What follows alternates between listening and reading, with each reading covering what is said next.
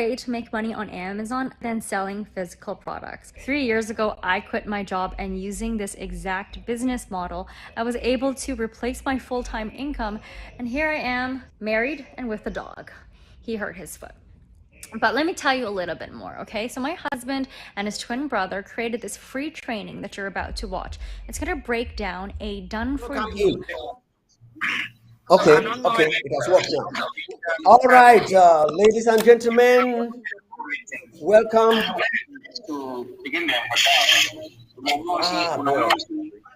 I think we have some disturbance there. Let me just do something here very quickly. Okay, multitasking. Okay, bye.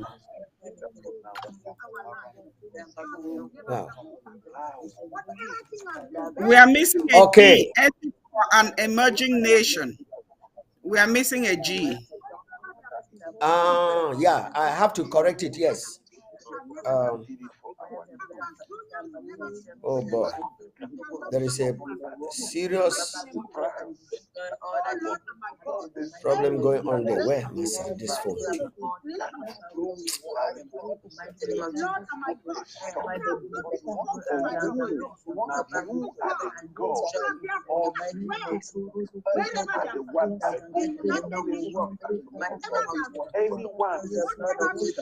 There's interference.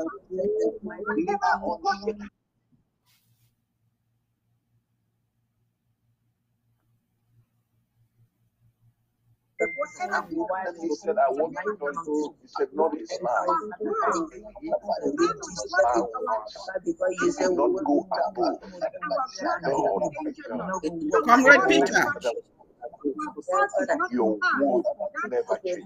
you are muted.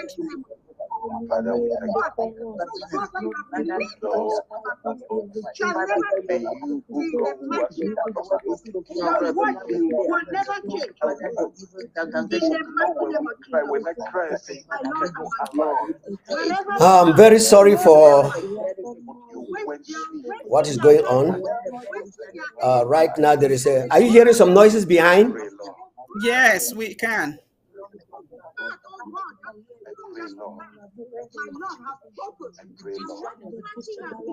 Comrade Peter, can you hear now?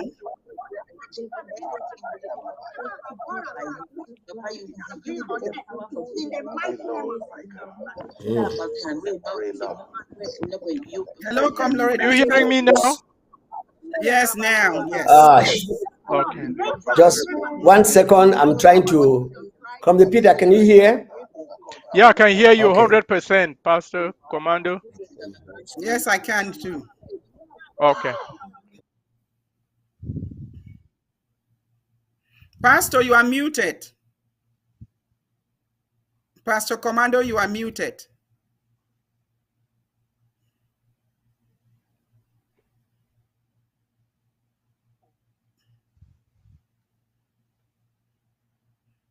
You are muted.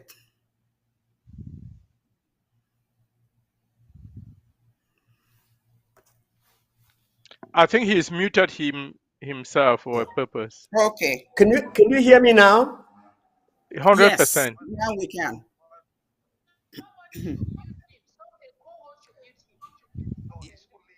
Yeah. Okay, please. I'm sorry. Multitasking always causes this problem to come yes, up. It does.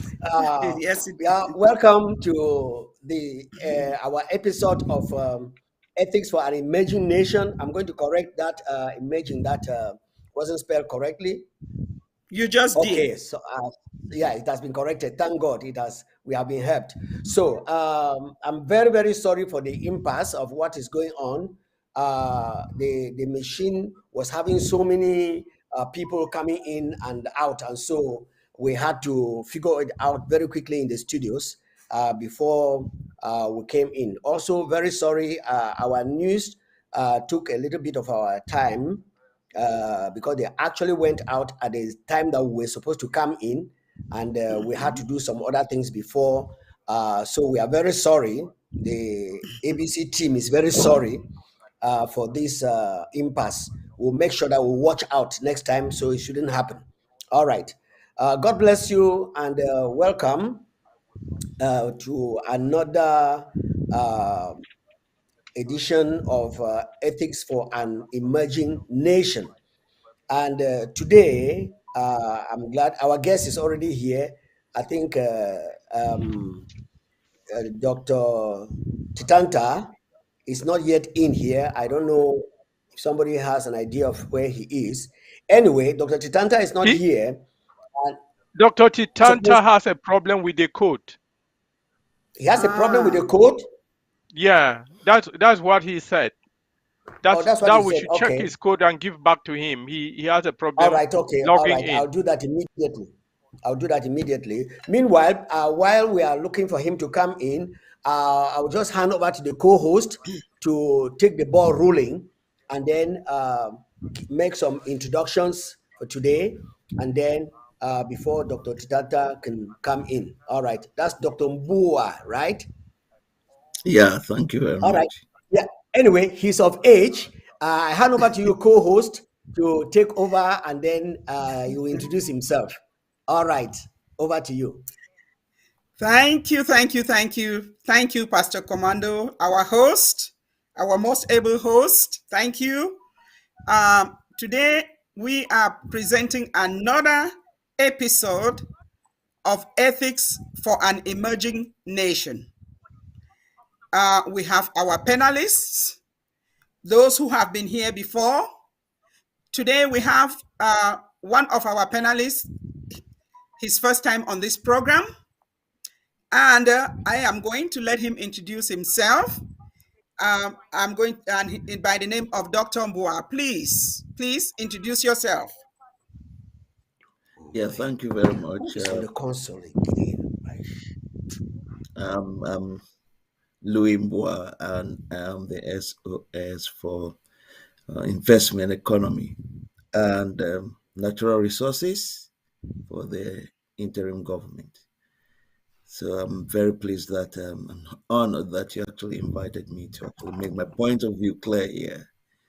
And thank you very much. And hopefully we are going to gain a lot of knowledge in relation to our resources, ethics on how to do business in our future. Ambazonia. Thank you. Dr. Mbua, Yes. Thank you for that introduction. This is why this very important topic that we have today, I don't know what happened to the color, but we have a very important topic today, and it is business ethics. So this is exactly why you are here today, because you are our business guru, our business czar, the interim government's business czar. That's why you are here on, and you are going to discuss with us this very, very important topic, business ethics. I'm going to go on to our Comrade Peter. Can you introduce yourself, please?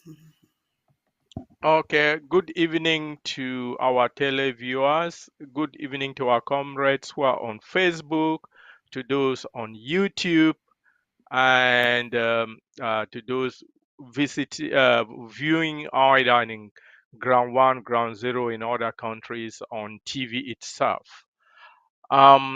Before I go on, you might see I'm all in black. This is still in remembrance of one of our greatest, Field Marshal Isubu, who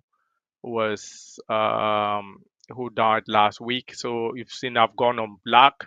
This is in memory of him. Still on that, it was just a week ago. So this is just to commemorate him.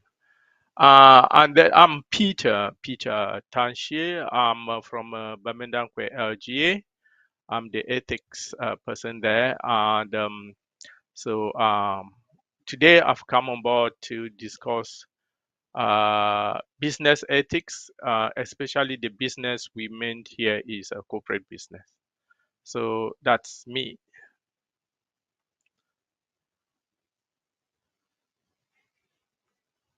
We have a very spirited discussion that is going to be taking place today. And while we are waiting on our other hosts to come on, Comrade Peter, can you recap on last week? Can you give us a brief recap on what we discussed last week? Okay, yeah, that's correct. Yeah, last week we discussed the topic, which was the role of the church or the role of religion in an ethical society. And so some of the things we discussed were like the church should do things, especially at this time. Let's take at this time of trying to liberate Amazonia. The church, as one of the role of a church or religion, is moral. So at this time, the church should exercise this aspect very well. This is, for example, caring for our refugees, those who are in prison, those who have been displaced, and really even those who are wounded. This is the time the church should really come in as playing an ethical role, maybe helping the bereaved. This is some of those things, and the church should be standing with those who have been colonized, that's Amazonia, than standing with the colonizer, La République du Cameroon. And so when the church is preaching peace, they should also be preaching justice. So it's peace and justice, not only peace, because peace without justice, it can let so much strife in times of peace. The 400 years of slavery went on, and when it was very peaceful, but there was no justice. So there must be um, peace, but there should be justice, right? So those are some of the ethical things we expect the church to be doing for us in this quest for decolonization of Amazonia. There were other things which were also discussed. There were quoted examples of some church leaders, especially I think Archbishop Kia. He started up very well, standing with the people, and at the end, it seems he has taken a U-turn. There are other examples like the moderator of the Presbyterian Church in Cameroon, and the example of there was a shooting in church in Bali at about 11:30 a.m. on a Sunday last year, and by 2 p.m., that is like 2.5 hours after, he came out with a 2-page document, and in which he labeled an accusation at our restoration forces. This was deemed really not that the church seemed not to be standing with the people, are not playing justice or in an ethical way, because within 2.5 hours you could not have done an investigation, get everything, and write such a 2.5 hour, a 2-page document and labeling accusation at our restoration forces. It would have taken, it should take time, should take more than 2.5 hours to know exactly happened, and it contradicted really what those who were in the church said really. So some of the things in which we discussed last week, maybe our comrade Titanta, Dr. John Titanta, would say more of what we discussed last week. Thank you so much, Comrade Peter. Dr. Titanta, welcome. A brief introduction. You are already, let me say, a stay on our program, and we would love for you to give yourself. I think our viewers know you, but we know that every day, every week that we present, we have new viewers coming on. So a brief introduction of yourself, and go from there straight into what a brief discussion on what we actually talked about, the role of religion in our Ambazonia revolution last week. Thank you, Mama. Thank you, Comrade Tansi. Thank you. Welcome, our senior comrade, Dr. Mbua. And yes, I welcome all Ambazonia, all viewers around the world. Whether you're viewing on YouTube, on Facebook, or on Amba TV, you're welcome. My name is Dr. John Titanta. I am from Ngokotunja, and specifically Babisi local government area. Yeah. So thank you, Comrade Tansi, for that. I'm sorry I came a little bit late because of technical issues. I got the last points you were making, but it's always good to repeat. Maybe you had said things that I would say already. And last week, the topic was the role of the church in building an ethical Ambazonia. And when we mentioned church, we were not really specific, limiting ourselves to just the Christian faith. We meant every faith-based organization, because faith-based organizations are governed by ethical values. They are supposed to be governed by ethical values. So last week, we looked at what is the responsibility of the church. What is the church? So what is the church? Jesus, speaking about the church, said, "You are the light of the world, the salt of the earth." In other words, the church is supposed to be the moral compass of the society. This church should be the one that the society looked upon on moral issues. And what are these ethical values that the church is supposed to radiate in the nation? This include justice. This includes training people to be truthful, that justice should prevail, that peace, people should strive, work hard for peace, not just peace, but peace preceded by justice, because peace without justice is no peace. They should encourage fairness in society. They should encourage hard work, because the Bible says that if anybody does not work, let him not eat. So these are things that we expect the church to be hammering on.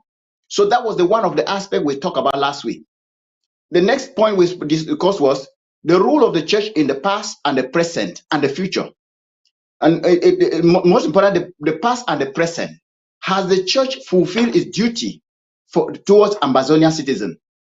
And according to the discussion we had, it is very resounding that the church has been a woeful failure in doing its responsibility for Ambazonia.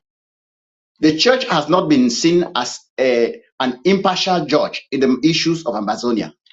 The church has not taken care of the plight of the suffering masses, the people that are the young people, the people that are in bushes today, the people whose homes have been burned down. The church is supposed to be the place where people will run to for refuge in times of trouble, but it is not the case. If it were the case, we will not have our people moving into enemy's territory. The church should be the place where the leadership of the church, they should follow the example of Jesus Christ. Jesus Christ, what manner of love a man has, that he will lay down his life for his friend. Leadership of the church, we expect the church leaders to be ready to surrender their lives. Surrender their lives because of the people they are shepherding. But that's not the case we see. People go into these churches, and military go. Sometimes the church leaders are the ones that hand them back to the soldier. We look at an example. This so-called DDR, churches have played a role to hand fighters who are supposed to, and it is a legitimate right for people to fight for self-defense, to defend their community. But churches are encouraging people to abandon that fight, that noble fight, and go join the enemy in so-called DDR. That is a failure. The church has been found guilty of corruption. The church has been found guilty of tribalism, of immoral activities in Ambazonia. The church has been a real failure in Ambazonia. Now, for the Ambazonia future about what to create, we don't want this kind of church in our society. We want a church that will function. And the next point was, what are the rules of the church? What do we expect for the emerging Ambazonia? We expect a church which is made of leaders that are living by example.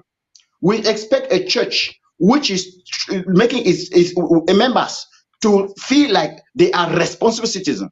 We want a church that is training its leaders to live ethical values, to stand for what is truth, stand for what is fair, stand for what is right, stand for peace, stand for justice.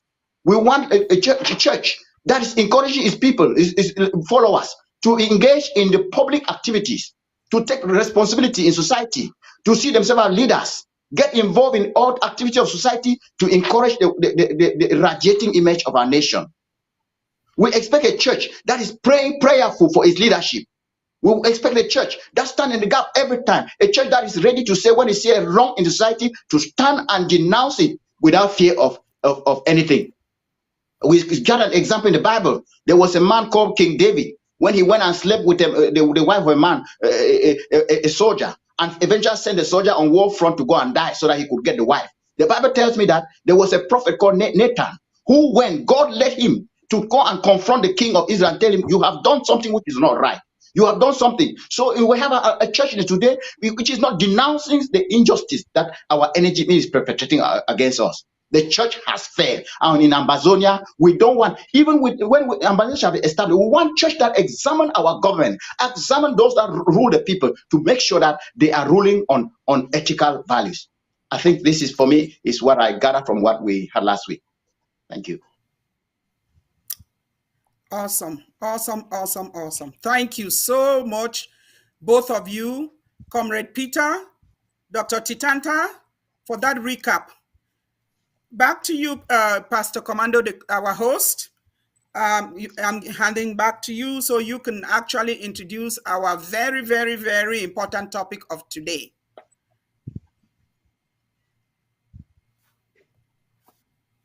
You are muted.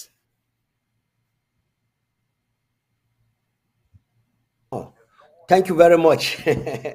Yes, very sorry for the mix up today, but we are pushing it. Thank you very much, Dr. Titanta. My apologies for the code that you didn't have on time. I don't know what transpired. One number was missing, but thank God you are here. Okay. Today, we have a very, very crucial and important subject before us, and this subject, business ethics.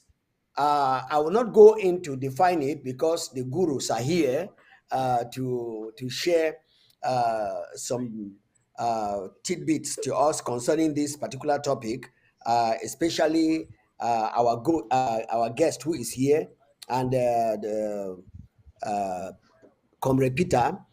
They are very, very conversant with this particular program which we have today, Dr. Lewis. When it comes to what we call business, just like in the word politics, Ambazonians are freaking out. Many of them. When you mention business, they immediately equate you to a scammer or to a thief or to an embezzler and so on. When you mention politics, they immediately say that there is nothing good that can come out from you. But in Ambazonia, that was southern Cameroon that was corrupted. But in Ambazonia, we are putting all these things in perspective to make sure that our ethics commission will educate and teach our people that none of these topics is evil on its own. No, business is not an evil thing. Politics is not an evil thing. It is the people that carry out these subjects that pervert it and that pollute it. So I'll go straight to ask, before we come to our guest who is with us today, we'll go ahead to ask Dr. Titanta to please just go ahead and tell us business ethics. What is it all about and what does it entail? Right. Yes, I was going to talk on the importance of having business ethics in our society. I think Comrade Tansi can talk about the definition, what is business ethics, then I'll come back into that. So if we agree that way. Yes, sorry, I actually got mixed up. It's Comrade Tanshi who is supposed, I actually got mixed up. It's Comrade Tanshi who is supposed to actually talk to us concerning the definition of business when it comes to business ethics. So, Comrade Tanshi, over to you, sir. Okay, thank you very much, Pastor Commando. Let's start with the word business in relation to our Ambazonia. Business is a very big term, and it's, you do a transaction in order to get some profit from it and employ people and all that. But we are going to put it into two camps, and we deal only with one.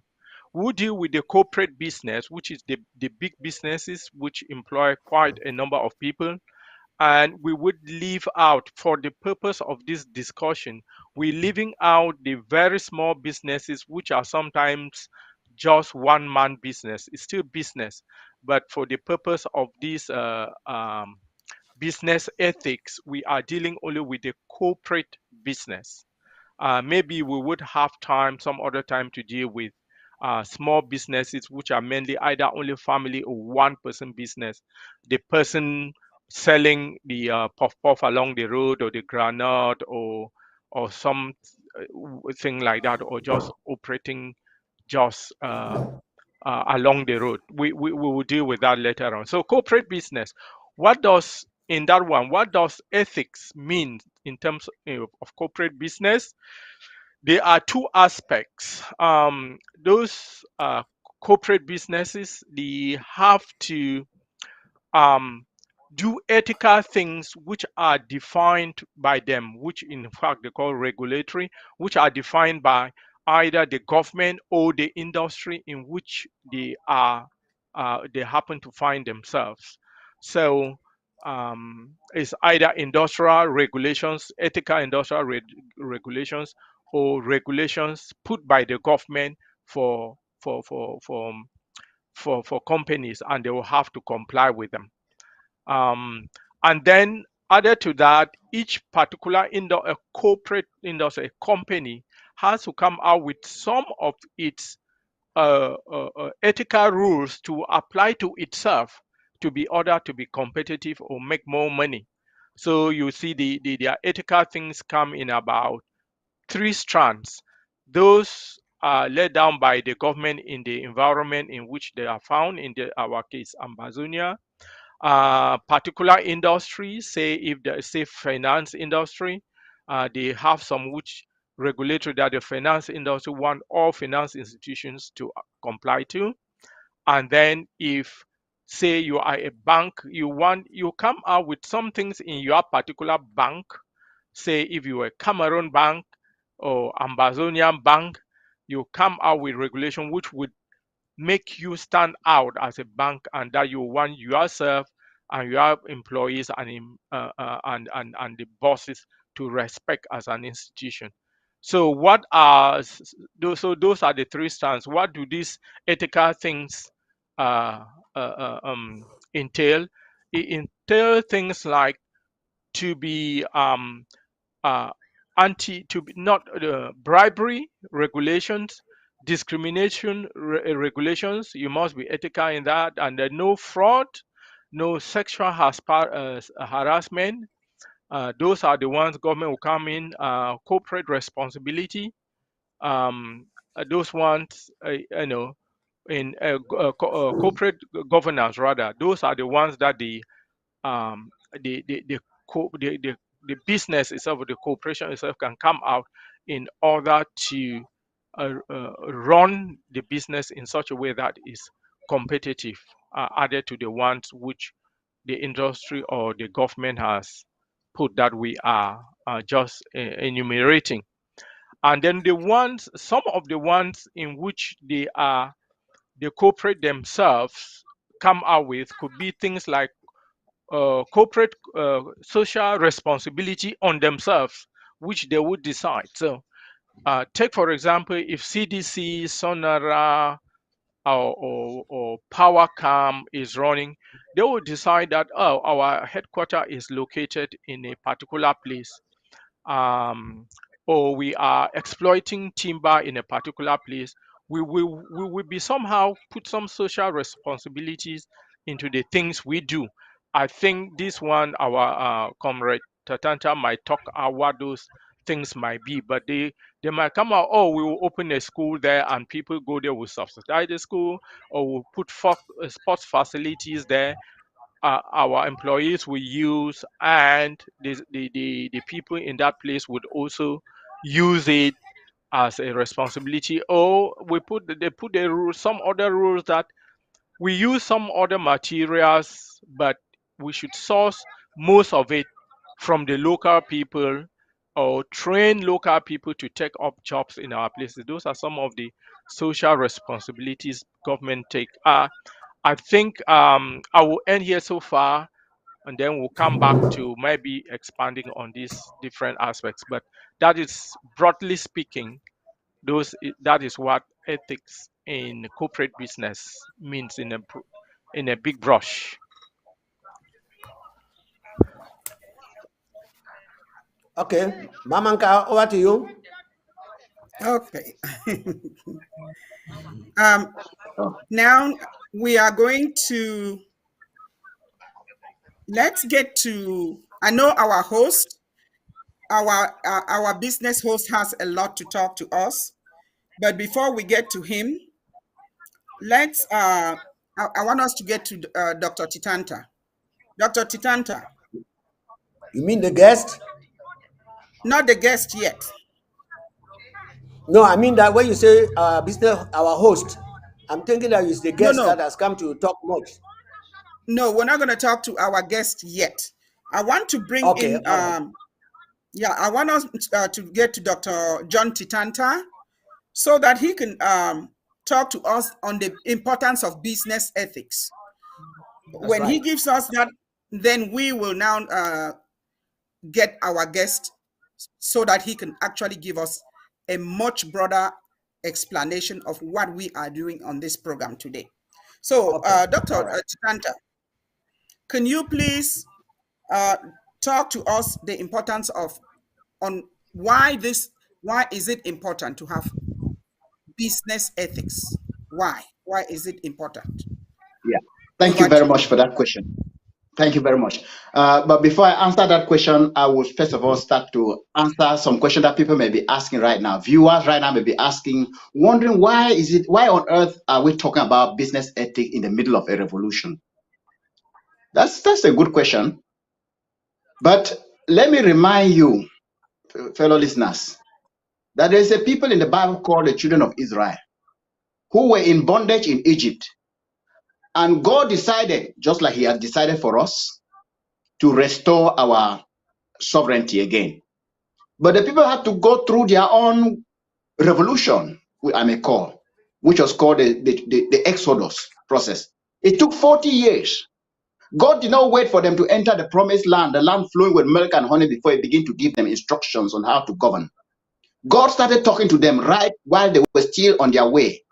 God started to train them on ethical values right while they were still on their way. I remember there's a scripture in Deuteronomy chapter 25, starting from verse 1, where God said, if you hearken diligently to the voice of the Lord thy God, and do the commandments which I command thee today, I will make you to be above all the nations on earth. What was God saying here? God was just asking them, if you remain a moral, stand on my commandments. And we know that ethics is the foundation of ethics is on God's commandment. So it is, another point is, why business? It is important because we are not going to a nation where people will be looking for government to give them jobs. We are going into a nation, if we go into a nation where people are looking for government, we have failed before we start. We want to a nation where people are excited to start their business. Excited to start business and make sure that when they start, they will not fail. Because when you start your business on ethical grounds, certainly you will succeed. And that's now it transitions into the importance of ethics in business. It is very important. Show me an ethical business and I will show you a successful business. Show me a business that stands for truth, a business that stands for transparency, a business that stands for excellence, a business that stands for equity. I will tell you that business is successful. But why? because nobody want to invest in a business that is corrupt practices. Nobody wants to invest in a business. Nobody wants to become an employer in a business that does not treat its workers well.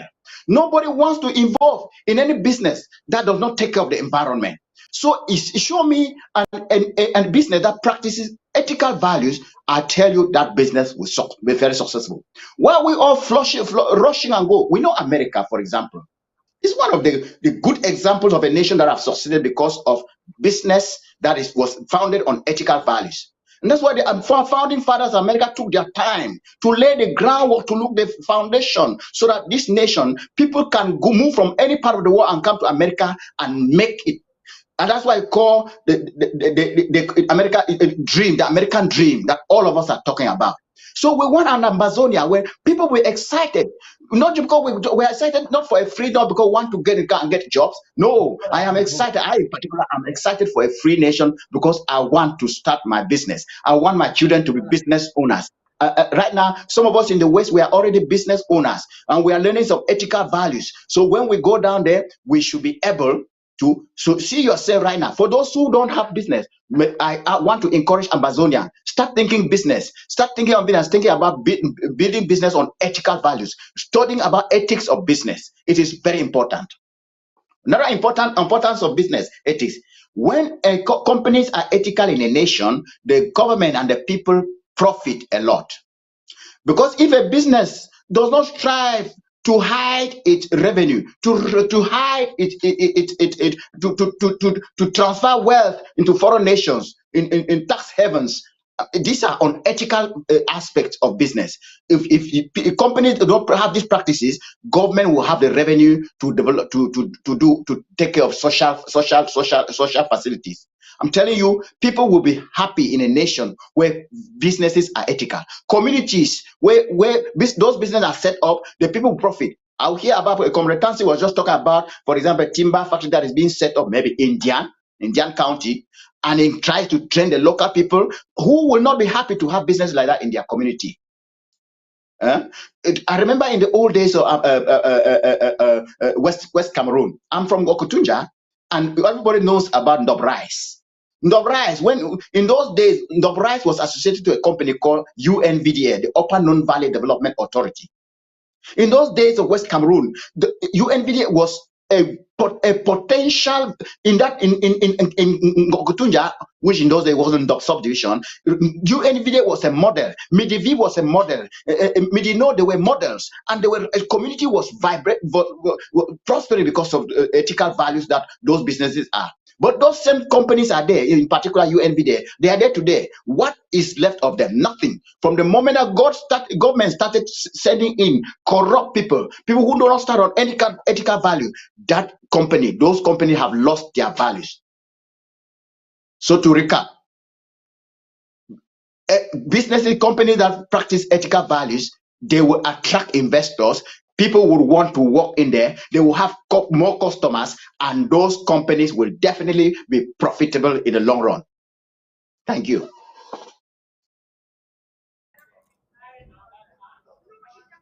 Yes, thank you, Dr. Titanta. Ethical businesses thrive. They become successful. They go on. Why are we talking about businesses now? Because our Amazonia will encourage everyone to develop self-development. Self-development means you all will own your businesses. You will grow. And when you are ethical, all the money that will go into the government will be now used for social services. For social services. That is what Dr. Titanta is letting us know. The importance. Why is it important to have ethical businesses? Because Amazonia is going to be an ethical nation, and the businesses that are going to be there will also be ethical, so that we can have more money to develop our communities, good schools, good environments, good parks. That is what we are fighting for. Training on ethical businesses before we reach Ambazonia. That's what we are talking about. If you practice it starting from now, when that time comes, you will not be struggling and you will see how your business will grow. I'm going to give you now to our most able host so that he can bring in Dr. Mbua. Yeah, thank you very much, Mamanka, for that compliment there. And thank you, Dr. Titanta. Thank you, Comrade Tansi. We are actually building an Ambazonia that must and shall be different from what we have seen, especially around countries in the globe that do not practice ethics in their businesses.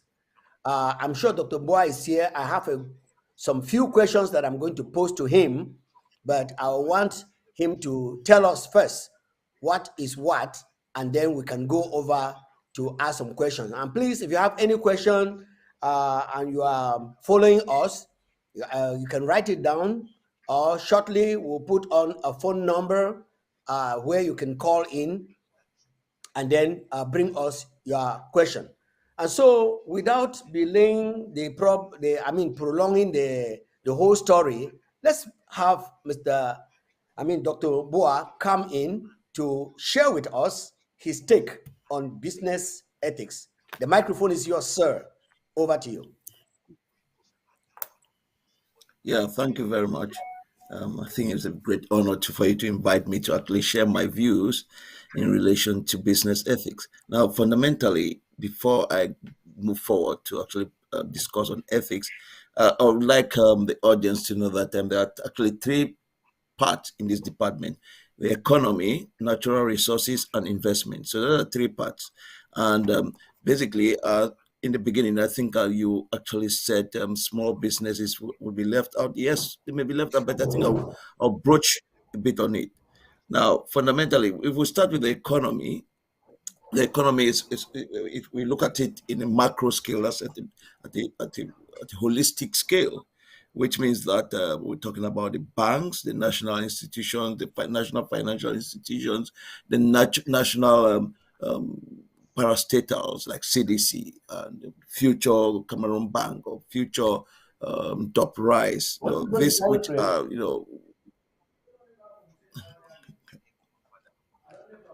hello, are you getting me?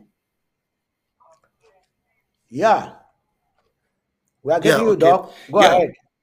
Okay, so fundamentally that is it. So that's the first part. And the economy, in terms of economy, we would have to have regulations which will be passed by parliament in relation to trade, business, banking, financial institutions. So and setting up business organizations. Like in the West Cameroon times, we had big businesses like Cameroon Air Transport. We had well, of course, we had CDC, we had CAMDEF, which was involved, very, very much involved with the drafting of new business development. Now we had PowerCam, we had PWD, which was a government department, but actually it's some kind of government business as well. So you had all these areas, but the most important part is that in all these companies would be established through acts of parliament. It won't be by government decree as it is now in La Republic, where the president gets up in the morning and signs a paper that, oh, today Sonara is a government institution. Oh, today CDC is actually a government institution, which is wrong. So it will be an act of parliament, and it will be to repeal this act of parliament that it requires another act of parliament. So that's how it will be regulated, those big parts. Now, in terms of investment, there's domestic investment as well as foreign investment. In foreign investment, the ethical point here is that when we invite, or if any international company is interested in coming to Southern Cameroon and Ambazonia, Well, there are many rules and regulations which will put in place. First of all, the local businesses and the national businessmen would have to have some stake in that business. We have not really actually come up with how much percentage or how much proportion, but we're looking at about 20 to 30% of the local businesses having a stake in that particular business. That's the ethical part. We don't want a situation where an international investor will come in and would just actually import all his or her workers and actually take 100% of the business. We will not expect that. So the government will have a bit of a stake there, but the people, especially the local people where the business is located, would have at least about 20% of the stake, so that every person would be a win.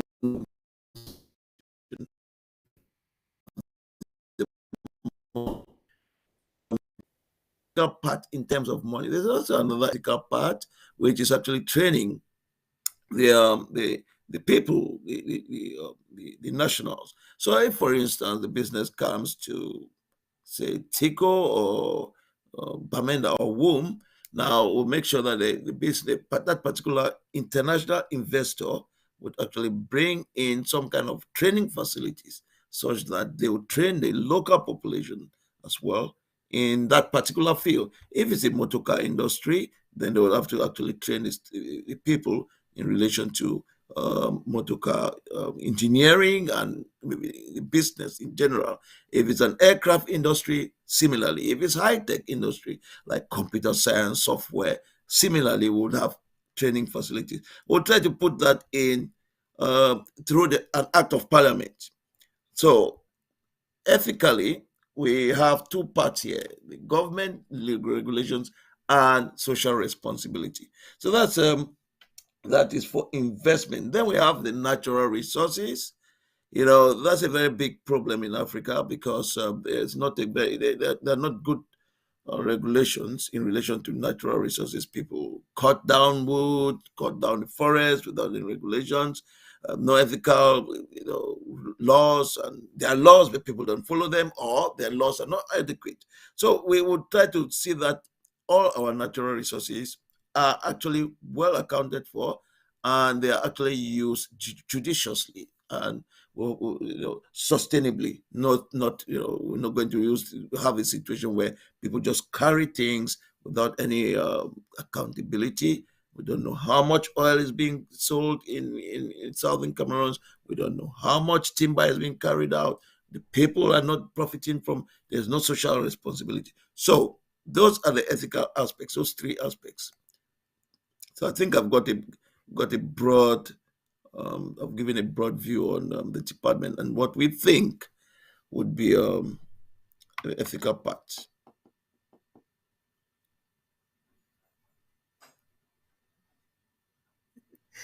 I am excited. I am excited. Did you hear what he said? Did you guys listen to Dr. Mbua? Did you guys hear what he said? Let me tell you guys what I got from what he said. If you guys were not listening, he talked about the economy. Did you guys hear what he said about the economy? That our economy includes our banking systems, and it includes national institutions like the UNDA that our Dr. Titanta talked about. I can remember those days. I do. Cameroon Bank, the fastest growing bank in the whole of West Africa, was Cameroon Bank. That was destroyed. That was destroyed by La République, because under the auspices of France, because they were afraid that when we developed this fast, we were going to be the envy. They could not stand the fact that we were going to grow that fast. What did he also talk about? he talked about investments. And he was mentioning what? International investments. Investment, yeah, and local So investment. the local people will benefit. Do you guys know what's going on right now? We have international investments. Nobody is paying attention. Nobody knows how much oil, our natural resources. Did you guys know that West Cameroon produces more than 60% of the GDP of Cameroon? Those people are living off of us. That's why they cannot let us go. They are so afraid. We produce between 350 to 400,000 billions. Did you guys hear me? Billion just from the oil. So, Ambazonia, you guys get ready. This is what we are fighting for. He just told you guys in a few words, right? And what did he tell us? That all this money that is going to come in was going to be invested in social services. That's what he said. I listened. Were you guys listening? He talked about our natural resources, our timber, our coffee, our cocoa. That's what he talked about, our natural resources, our human resources. You guys know that we are a resource in ourselves. Each and every one of Ambazonia is a human resource. That's why they cannot let us go, because guess what? We are productive human beings. Look at what is going on at the seaport. When this war started, guess what happened? All the income that was coming through the airport and seaport dropped.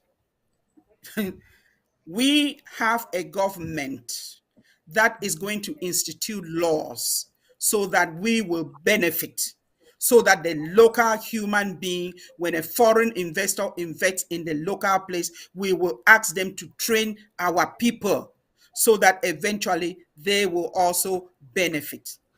Thank you, Dr. Mbua, for coming in and telling this to our people. Thank you so much for making us understand what a nation, an ethical nation we will be. Back to you, Commando, our host. Thank you very much, Mamanka. I think were you reading my notes here that you just gave a complete summary of some of the things that I grabbed from Dr. Mbua's talk today. But then one of the things that he actually please, sorry for that technical impasse there. I'm sure you could still hear me. Well, if you are listening to us, there is a phone number on board. You can just click on that phone number and we will be receiving you, and you can ask your question directly into our program today. And the panelists are here to give you the real answer. But one of the things I wanted to emphasize, which Dr. Mbua also said, is that the laws are there, but they are not put in practice. When I heard that, almost every nation has ethical laws, things that will make people to behave upright. But there are some of these laws that are absolutely not put in practice. And the question is, why are they not put in practice? Remember, in our discourse here, talk about ethics, we said as far as ethics is concerned, it starts from the top to the bottom. I don't know if you can still remember that. Yes. Yeah. Ethics starts from the top to the bottom. If the man at the top there is corrupt, forget about it, because that nation will never go anywhere. And that's why I'm just praying that our Judiciary Council with the Ethics Commission will not, for any reason, spare anybody in the executive who is recalcitrant and is not towing the line to what Ambazonia is putting up as what is going to happen when we get into our physical nation. One of the questions I wanted to ask Dr. Mbua is, Yeah. Dr. Mbua, can you substantiate if the retardation and the underdevelopment and the poverty that goes on in so many nations, especially in Africa, is as a result of lack of ethics in their businesses? I don't know if my question is clear. That's the Yes. I think it's very clear. Yeah, I think yeah. I mean that's a very important question, because as you reiterated, there are laws which are not followed. Now the point here is this: now we have a lot of situations where the people at the top are a law unto themselves, so much Yeah. so that they don't follow the. I mean, they do what they like, and they employ people who are not competent. Some of them, many of them are also corrupt. In that situation, it's also they act like some kind of a clique, so much so that if my friend or my relative did something wrong, I'll cover it up, and we continue, and it has a knock-on effect, a compounding effect over a very long period. After a long period, they call the country will collapse. It's what's happening in La Republique.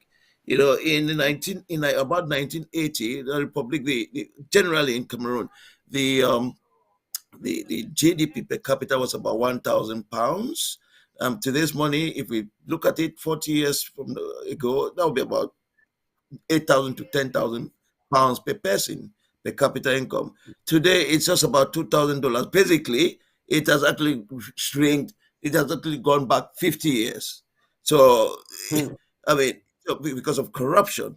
Now, so this was a country which was moving very fast. I mean, I think I can recall West Cameroon, and when West Cameroon was moving fast, they had all these companies springing up, and they were paying taxes to Yaoundé, and everybody. I mean, they were moving very fast. I think it was about 6% growth. But when Paul Biya took over, within about 5 years, there were negative growth. They have not recovered. It's not recovered because of corruption. And so if you have it has a cycle, a vicious cycle where corruption it starts eating up, and people fleeing the country. Top brains, top talents leave the country, and it becomes a shell. I mean, we look also CDC, You are which breaking cannot up. love itself. Yeah, are you getting me now? Yes. Yeah, we're getting you. Go ahead. Yeah. We're straining, but we're getting Yeah, you. so apart from CDC, there's absolutely nothing there, because over the years there's been corruption. I mean, people take land from the CDC, saying they're going to give the chiefs, and the chiefs turn around, cut down this plantation, and sell the land back to corrupt officials. I mean, it just shrinks and shrinks and shrinks, and finally there's nothing there. So it's actually having a knock-on effect when the in the West Cameroon, Southern Cameroon goes down. Although they don't seem to understand it, don't seem to realize it, it affects them as well. I mean, I just read that Standard Chartered Bank is actually leaving La Republique. Yeah. So those are all ethical. So if you have dishonest people running the country, you have unethical people who cheat, people who don't follow the rules, people who steal money. That is what happens. Yes. So that is part of the retardation of African economy. Yes. Thank you very much. Thank you very much, Doctor. I think I would like to ask another question concerning the corruption that you are just talking about. We are getting ready to get into Ambazonia, and Yes. right now during this wartime and in this transit period, we are seeing some of these things actually showing forth themselves, in that some government officials in Yes. this wartime will just decide to form a clique and then sweep away some money that was some, how do I put it? Okay, let me call it money that was given into their Yes. custody, for a development or for an action, and then they stage play a lot of oh, it has been scammed, oh, it has been stolen, oh, it was done like this.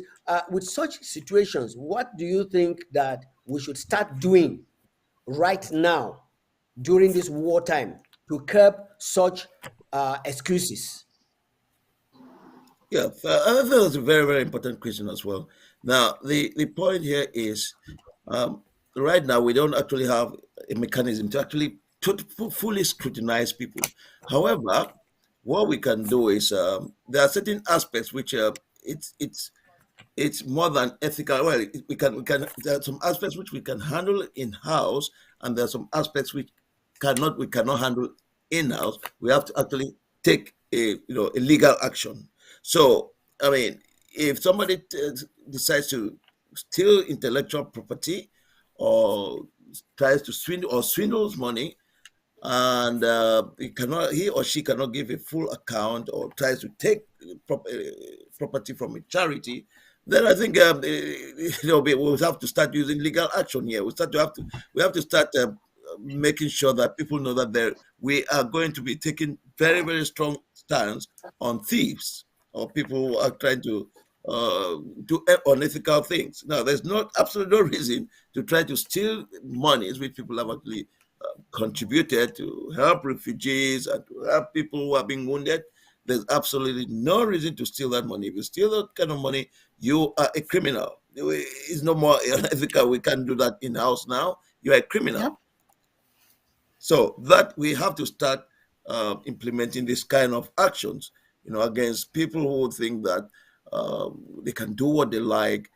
I mean, because if we look at the Southern Cameroon's history, that's what people have been using the people for. They go to Yaoundé and say, "Oh, don't worry about those people in the provinces. We are here. We're good. No, don't worry about them.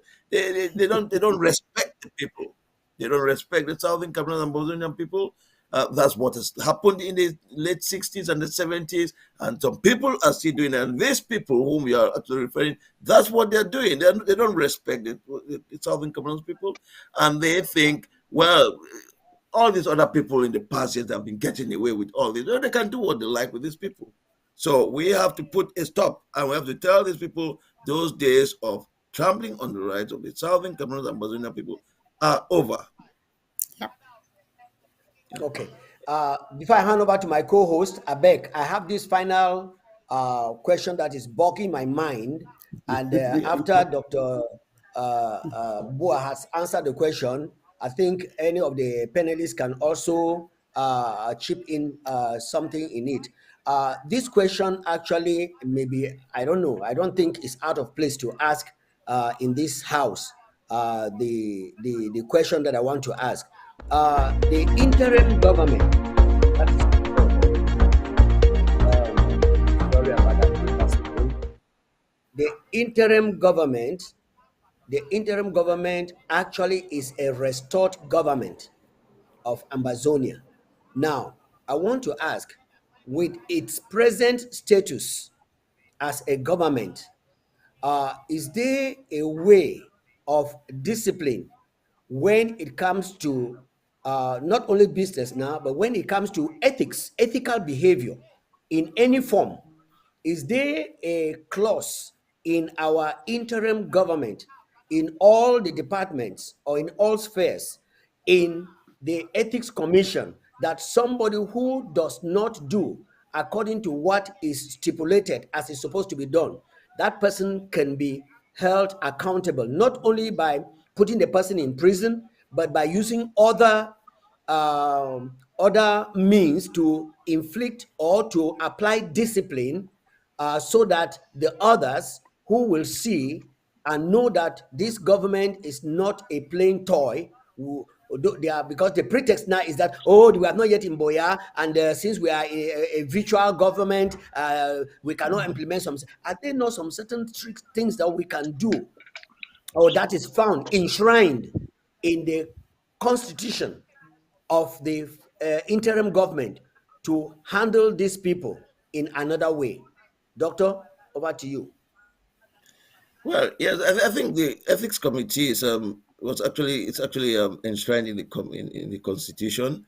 So basically, what's happening is that there's the indiscipline, as you mentioned, because we are not in the one place where we can actually enforce some of these ethical problems.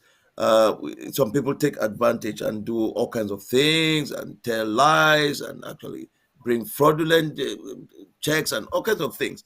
Now, the fundamental thing here is the new interim parliament, which we have had. I think that they'll play a very big part in what they're going to work. From my own perspective, they have to work with the ethics committee. They should come out with some kind of laws which will govern people's behavior in terms of how they approach things in public and how they talk to people, how they address members of the government, and how they address the Ambazonian people themselves. Because I mean, it's a very important question. So to answer your question, yes, the ethics committee has mechanisms to actually punish the culprits, including everybody, myself, president. Nobody's exempt. Now, the point is, if they pass their laws, or they pass their verdict, or they have some kind of session with the complainant, and they come up with a solution or some kind of punishment. Now,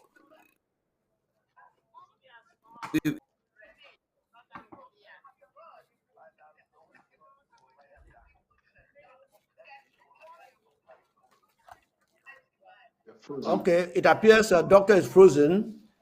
Doctor is frozen for now. Can somebody take over? Yeah, let me say. Let me to let me say something. Yeah, some of it. Okay, there he's back. Yes, go on. Okay. To interject on what our host, Pastor Commando, was talking about ethics, how do we think that ethics has influenced us? I wanted to bring something that was in the 1980s or before 1982, when Paul Biya took over. Cameroon was an ethical nation. Corruption was minimal. And during that time, there was a surplus. Actually, we had a surplus in the banks. So that means that if a Cameroonian left Cameroon and went to study abroad, upon completion of their study, the government would bring them back. They would pay their transport, whatever their belongings they have accumulated while they were in study. They shipped them back to Cameroon so that they can come and help use the knowledge that they went and studied up in the Western world to develop the nation. 2 years after Paul Biya took over, that money was gone. Wow. No more surplus. I want you guys to know that in the United States, there is a surplus for the farmers. There is a surplus in this country. So Cameroon was competing with the Western world. There is a surplus for the farmers in this country. And so we are looking forward from what Dr. Mboa has discussed, because we are going back to that nation in Ambazonia, where we will have surplus, so that we can bring back our young, so that we will not have the brain drain that is taking place, so that Dr. Mboa can come and set up that vibrant economy. That's what we are looking for. So that Dr. Mboa can return to Ambazonia and set the standard of economic system that we are looking for. Our parliament would come back along with the judiciary and set up laws that will govern the economy and that will govern the businesses that we would be setting up. I'm looking forward to coming back and setting up business and using these Wow. laws that That's great. I'm looking forward to coming back to develop. I'm going to bring in our other panelists at this time, please. Yes. Dr. Comrade Tansi. Comrade Oh, okay. Tansi, Comrade Peter Tansi, Yes. please come on Yes. in. Yeah, okay. Evening, Dr. Mbua. I was so excited. Before I say something, in about 7 years ago, La République du Cameroon came to London with an economic team to lure foreign investors for natural resources exploitation in Cameroon. In fact, I also, then they went into a plenary and I attended that session. What you said today was just the opposite of what I heard that day. I left that place, I almost wept. These are top people, they are ministers, they are directors. They came into this. They forgot. They were not talking like the owners of those natural resources. It was as if they are begging the landlord, you own them, you are the owner. They were talking as if they are pleading with people to come and dig up or get this thing from the soil and then give them a little bit. On all those things you've said, I was so happy. All what they were saying, and I just thought they would go and negotiate with these people, was very little for those who live in that environment, for the like the social responsibility, like training of locals to get involved with it, as local companies to get must be shareholders in their undertaking. All this, all was were all after I left the place. I was so devastated. Today, it was just the opposite of me, that because we've said ethics, this thing is about a change of mentality. The type of mentality you've put, if just 50% of what you've said about the economy, investment, and natural resources was implemented, in fact, it's going to turn most African countries into they'll just they'll just be rolling. They'll be first class. I get very sick. I deal at the international level. I get very sick when you go and they start calling people. You see the Americas, the Europe, and then very see they jump. Nobody mentions Africa. They jump Middle East and then Asia. In all cases, but meanwhile we own so much, and our leaders don't behave like the owners of the natural resources. So thank you very much for that mentality, and which, as we say, it starts from the top. It must go down, and for all of us to profit. So thank you very much for that. The other aspect which I said, which I was to say on this ethics in the corporate environment, I think you've given a big brush on it under those three things. But let me just run through them. Repeating is not bad. So some of the things in which the government would establish through the act of parliament, you've said in general, some of the things would be like, which will be ethical, are like you are operating as a company. What ethical, environmental processes will you take? So exploiting your timber, how will you exploit it ethically in order for the environment to be safe? The other trees should still grow.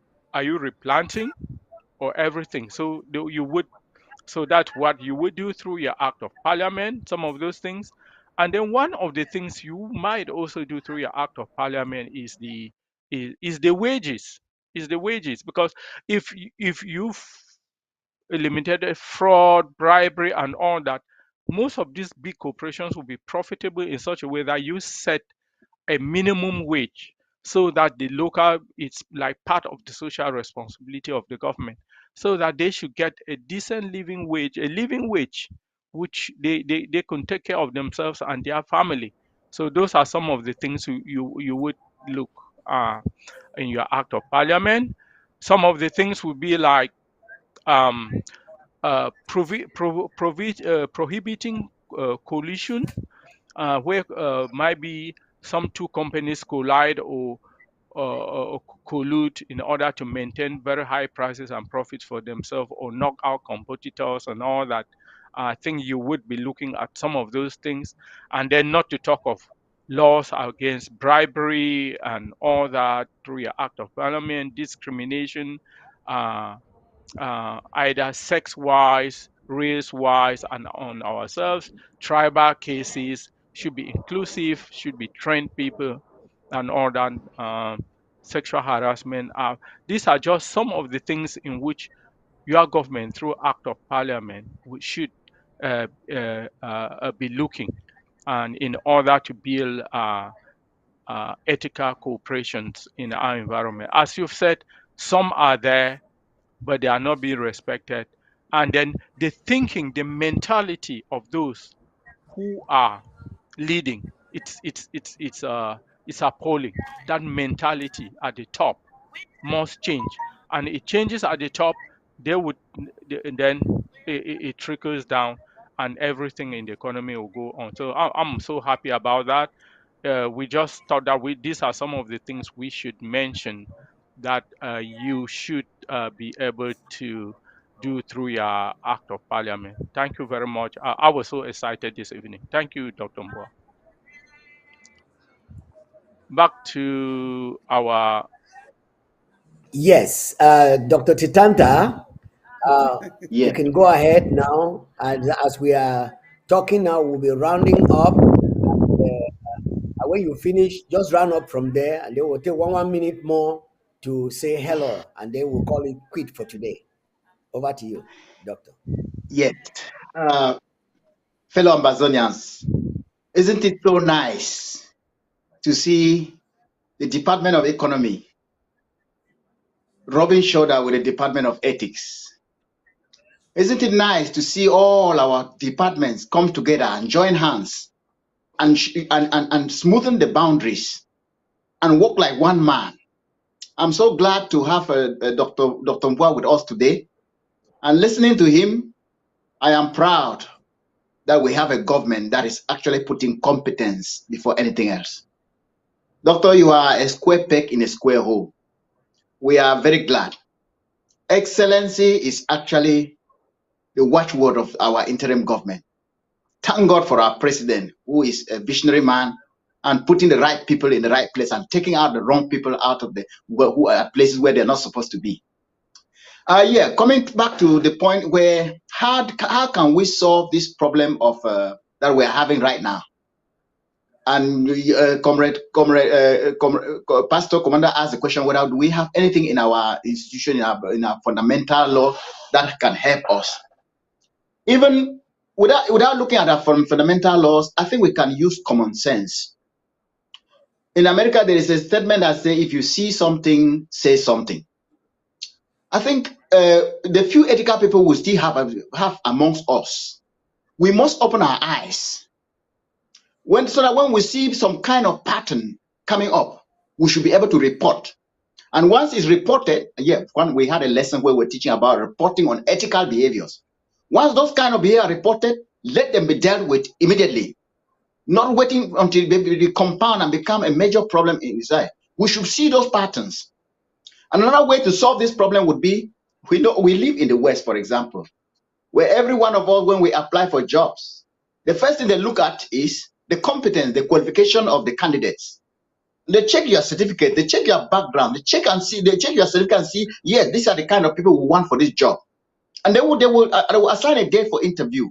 You will come in for the interview, and that's not enough. After they see that, okay, after talking to the candidate, we see that this is a potential candidate for this job. They will not end there. They will not just appoint you. They have to check on your ethics. They have to check on your morals. That's why we talk about things like reference letter.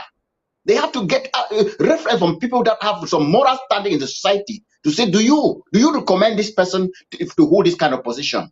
So these are kind of things we can start to practice. We can practice it. Now we have our parliament, which is supposed to vet. We have our local government areas, which know the people that we are putting in government. They know them. We should be ready at every time to make sure that we get the vouching of the people from where we are getting this candidate. So that's very important. So again, let me say, the nation will profit a lot. We will profit on working to establish really ethical business environment. The nation will profit a lot. Let me give another example. I will give you some example. In 1990s, there was all of us know about UNESCO. There is an institute based in Italy called International Center for Theoretical Physics. I'm a physicist, by the way. This institute, they had looked at Africa and they said, but what is happening that Africa is not developing? We can help this continent to develop. There's a lot of brain drain from Africa to the West and they never go back. Let us go to Africa and set a center of excellence where we will recruit the best minds in physics and mathematics, train them locally, and then we encourage them to stay there and develop their economies. So the International Center for Theoretical Physics, which is based in Trieste, Italy, the then director was a Nobel Prize winner, Abdul Salam. He was charged by UNESCO to go to Africa, first of all, to start with Francophone Africa and look for a good place where such an institution can be set up in Francophone Africa, for example. This guy looked at the study and saw Cameroon. He said, oh, Cameroon is a bilingual nation. It is sandwiched between West Africa and Central Africa. Cameroon has a lot of potential. They have met people coming from Cameroon that are really brilliant. So that is a potential place to set up such an institute. This man left and went to Yaoundé, spent weeks in Yaoundé, could not even succeed to meet even the Secretary General of the Ministry of National Higher Education. He left the place with the whole project and returned to Italy with him, very disappointed about Africa. Guess what? While he was there in Trieste, there was a young guy who had just finished his PhD in mathematics from the Republic of Benin, who heard about the rumor of the project that he went to Africa with. And he decided to go book audience to see this director. I said, I heard you are just from Africa with a project and it failed. What happened? He said, I'm really disappointed. I went to Cameroon and the situation is just so unethical. The environment, everybody just wanted corruption. If you give you something, we'll let you see the Secretary General, we'll let you see the minister. The man left disappointed.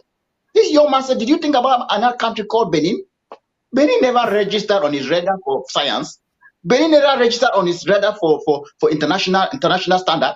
He said, go to Benin. I'm sure within one day you will meet the president, even the president. The man said, is that sure? He said, yes. The guy took the project down to Benin. It took him less than a week. He was sitting in audience with the president of the Republic, Mathieu Kérékou. And today, I'm telling you, that institute is based in Benin Republic. So you see, when a nation is so unethical, there's so much love for the nation. Some weeks ago, I told you also about a project when I was in high school, the project about America training Marines, which they brought to Cameroon. And again, we lost a lot. I'm telling you, investors, they don't want a nation that is governed by unethical people. No business will want to come into a nation which doesn't have ethical rules in place. So please, I'm very passionate about this thing because I know I have been victim. I have seen this thing, and I would not want to have anything to do with it. And an Ambazonia which is not putting ethics at the forefront. Thank you very much. Wow. Thank you very much, Dr. Chitanta. You see, the Ambazonians, when I listen, when I know say we know they come here for come talk blah blah blah. We talk in the way they don't vex me so that I don't begin talk for control talk no palabra. They don't vex me because you see potentials and if you want to go look and you will discover that I don't want to call that dirty name. That village they call Cameroon. that local backyard kind of a chop brook pot called Cameroon. They are feeding from us because of the oppression that they have oppressed us, as all of them here can testify, and it is even written in the records that Ambazonia is supplying 68% of the GDP of that whole country. And then they have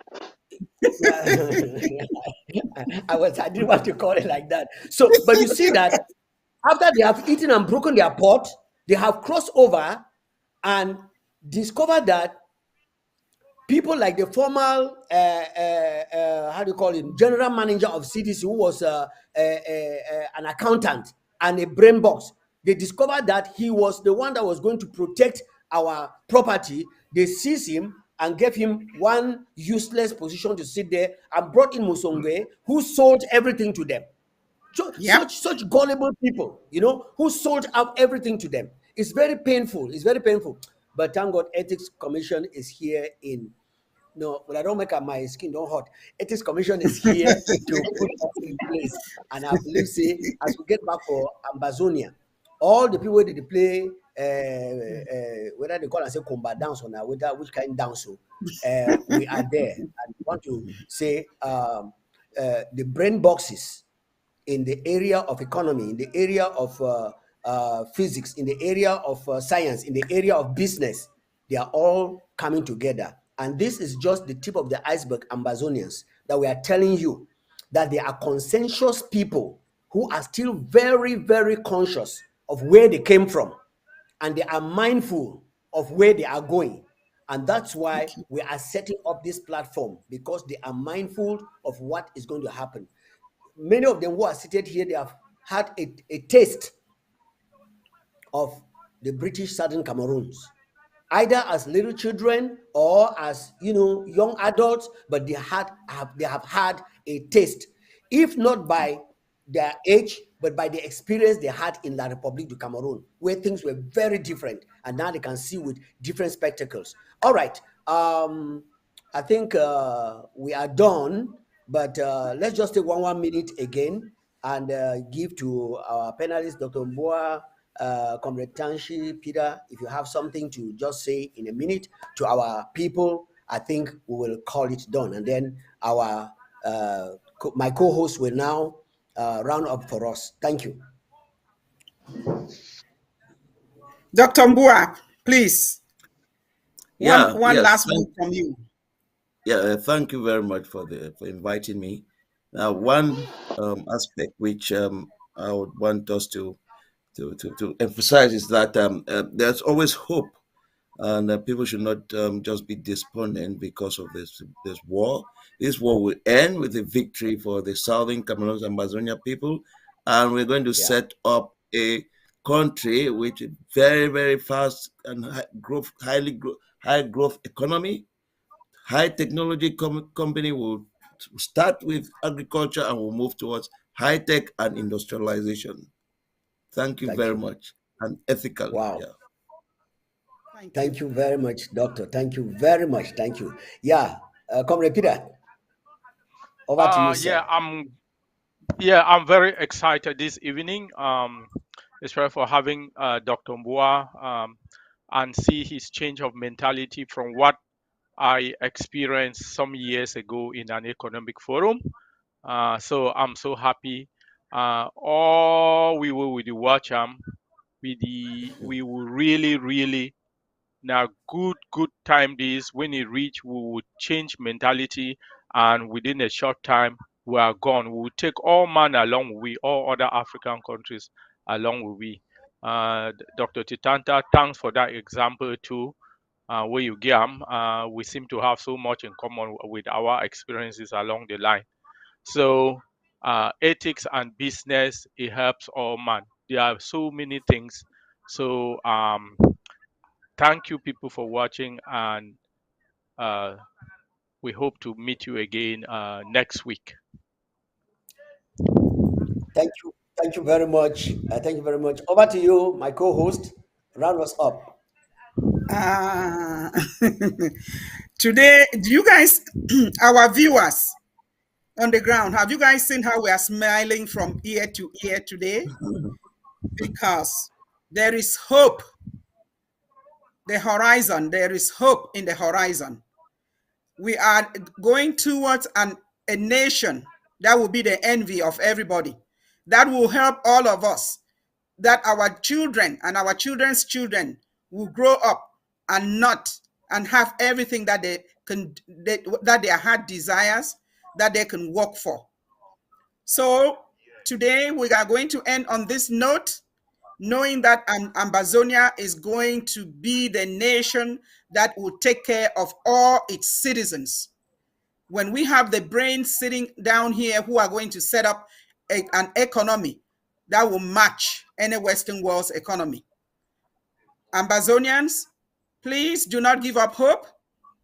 Continue to fight so that we can get there sooner than later. Thank you all.